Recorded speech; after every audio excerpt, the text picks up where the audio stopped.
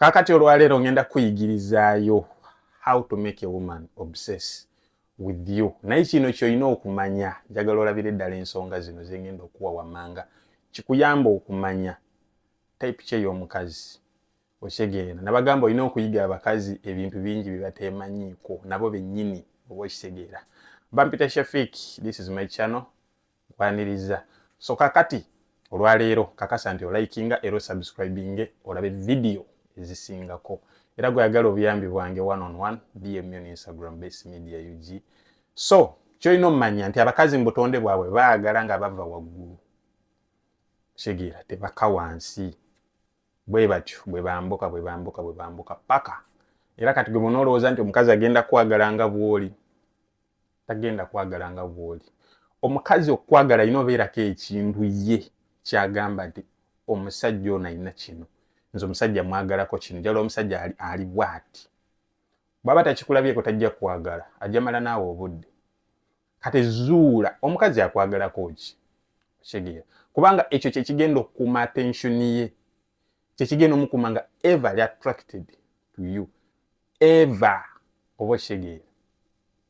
Ekyo kyolina osooka okumanya. Oba kitegeera.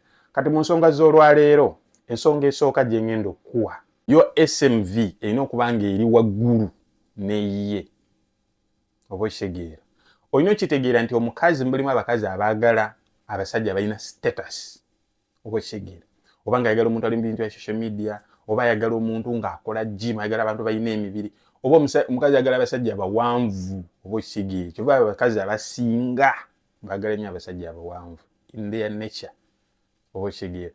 Kati olina ozuula omukazi nti olina ekyo ekintu ky'atayina. Nenkubadde nti anyirira alabika atya naye ng'agamba mwana ndi muwala wa kabi nakula bulungi negaayo ono. Kitegeera. Ekyo ng'omukazi naye mwana omuyaayo ono taggwaayo. Nze buli lwakola bw'ati sisigala kyekimu.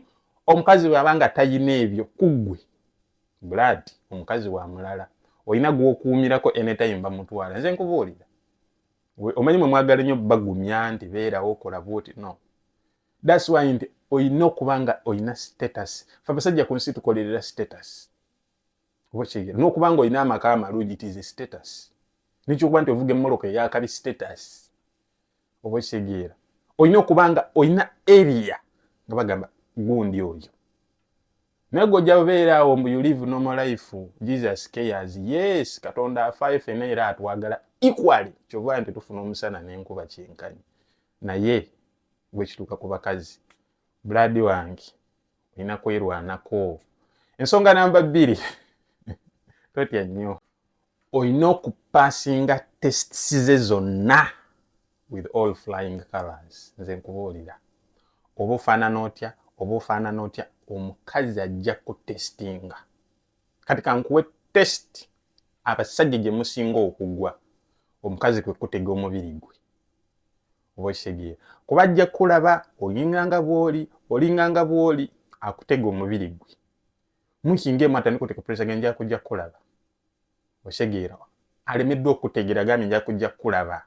Ajja kuwa ebyalo. Bamatooki.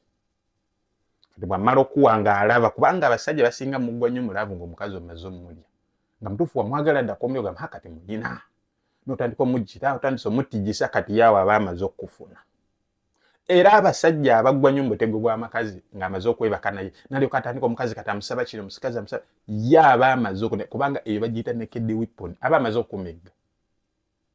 Eyo test kasojjo kati amanya yes kati muyina. Kati agenda atandika kuleeta ebirala. Lwaki nze oyagala nzijeewo mbumale kuba ssimu. Oyina abakazi abalala. Lwaki gwe oyagala nze Eva kugamba ze lwaki oninza. Essimu zange tozikwata. Ajja tandika oleeta waawo gundi. Kyokka mikwano gyange bo bagenda eri ne babba baabwe kyokka gwe nze tonzikiriza genda. Kati otandika muli akuleetera gwe okufiiringa guilty. Blood. Bakazi baveeko. Katonda yabawa. So bw'olina kubeera omusajja yena maintaining omukazi. Olina kuba mugezi. Nnyo. Olina okuba ng'olowooza. Bw'oba ng'obadde singu ng'olowooza emirundi 1000. Kati ogenda kulowooza emirundi 1000. Nze nkubuulira. Eva olina tambula ng'ogaludde ng'olinga nsanafu. naye kubadde obadde omufaako byenkana wa bitya mugabe mukwano. Bye. Nsonga namba 3, you must be respected by other men. Kitegeeza ki? Abasajja kasita tulaba omukazi omulungi ina wa nature buli omu yagamba akakazi kano kaani ako gayi kyakayina oshigiye kasaba kizuula nti baagala bakuchallenging. Kati omukazi bw'aba ali naawe n'akizuula nti men can challenge you, yefuulira waka wa kabi munafu tasaana kunkuuma baagala na muntu alako. Kati omukazi asokozesa ya advantage ate gwe kulinya ku mutwe. So kati gwe making sure nti you are respected by men.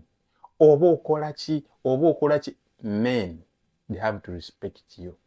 Ng'omusajja munno bw'akulaba bw'ataga maintaining ebigambo bye gy'oli, how they talk to you. That is what we call status. So yate yennyini yo kennyini ina okuba ng'ekuwa respect just by mere looking at you.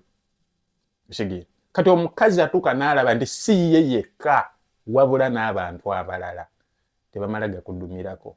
Ekyo nze nkubuulira bagayi bajja kwagala bajje baagale bakukwaneko omukazi nga oli awo naye ogenda kukola otya? Oshigire bagayi bajja kwagala bamukwane ogenda reacting, ogenda kulwana. Oyinza okuba nga oli na munafu oba oshigire oyinza okuba nga basajja babeza bakolamu mu gym oli naagala ajja akwana amanye bwe kanaagana tujja kakubamu empi. Ogenda kukola otya? That's why ngamba nti olina ogendako mu gym n'okola physique. Oshigire oba ogenda ofuna training y'ebikonde oba ogenda ofuna training ya karate nga tonyigirwa mu ttooke. Oba oshigire so kati abantu balina obeerako kye bakutaga musajja omanye abasajja tuba bagezi omanya nti waayi agoba musajja munno olekamu agakuza. Kati bw'alaba n'akusoma amanye musajja tumuleke alina omukazi mulungi naye lwakitegeera nti oli awo oli kakyere bajja kujja bakusaleko nga basatu oba ali omu atandika okwana mukazi waawo nga wooli omanye akaswala akabaawo. So you have to be respected by other men. Ensonga namba 4, abakazi baagala omuggo gwa Musa tebakulimba buladire mu ebirala naye awo wo olina olekawo erinnya. Oshegeera nti omwana gundi nenkubadde akola atya naye awantu awo yakugukawo. Abakazi tebaagala baddakiika 2 mu dakiika 3 bw'otuukawo ekyo kyekinyusi. Abakazi tebakulimba, abakazi baagala amatooke. Kyova ne bwe balwana teri mukazi alwanira sente nvira ku musajja tebayombesa basa awo mukazi oli gwe omusajja gwakwanye omukazi gwe ayombesa so si ono omusajja akwanye. So kati gwe olina okukakasa nti bw'otuuka awo sitori wa ddakiika 2 kyova nti olina okukola mukoko physical ezikuleetera okubanga omugo gwa Musa kiya bw'okuba mu mazzi gaawukanirawo left right mukazi n'agamba oba okitegere nga n'omukazi ayinza n'otuuka ekiseera n'agamba waayi mpaako ng'omukazi bwe kituuka awo aga mwana oli omuyaayi taddizikawo ndabye ku basajja naye omuyaayi yampitako oli. So kati gwe abakazi aba ayagala gwe. Songa namba 5, toleka mukazi ekyokuba nti omuyisa bulungi ate akudisrespecting. Oba kitegeera sigamba nti abakazi bayise bubi, no sikyengamba. Mukazi we inamuyisa bulungi, girlfriend we inamuyisa bulungi kuba ekyo kyoli oli muntu mulungi naye kakasa nti newankubadde omufaako otya omukazi alina okuba nga akimanyi mu mutwe gwe nti bba wange musajja mulungi afaayo baddedde wenkolera ekisiru eyanjalula eba esiiridde. You don't entertain nonsense. Musobola osaaga byonna but you don't have to let her cross the boundaries. Obokigeera gwe weewuunye lwaki gwe tocrossinga boundaries zo katugeze omudisrespecti nze oba olina kyoko gwoloza lwaki acrossing ezize Why? She's checking your masculinity. She's checking, are you alpha? Zendi alpha. Zendi went. Ajja kuchekinga alabe. Abasajja bolabe bagamba zendi alpha. Abyogerere ne bweru. Abakazi babafuga eyo waka eyo. Oba alpha abwogerere naye ogenda otuukayo nga alinga enkoko ekubiddwa enkuba. Poche omukazi ajja kutestinga wonna. Tosobola simatuka traps za mukazi. That's why nti myaka gyaffe gino emito nga tetunaba kufumbirwa tetunaba kuwasa. Oyina okubanga you collect knowledge. Oshegere. Abasajja beetegekera entalo bibawangula. Ngoloza wakyo obufumbo baluyita lutalo. Abamu baliyita komera. Why? Atuuka ekiseera olinga ali mufumbo nga tamanyi kikyakola. Oba okitegeera. So that's why nti ngamba nti gwe omukazi mufune. If she can't obey or submit to your programs, eri olugendero, tell her. Because one, mukazi yagenda okufuga. She has to be total submissive. Lwaki dating omukazi atakuwa respect? Lwaki gwe omukkiriza? Ekyegeera. Gwe bola nti takuwa respect, nga gwe atakuwa respect nga mutwana.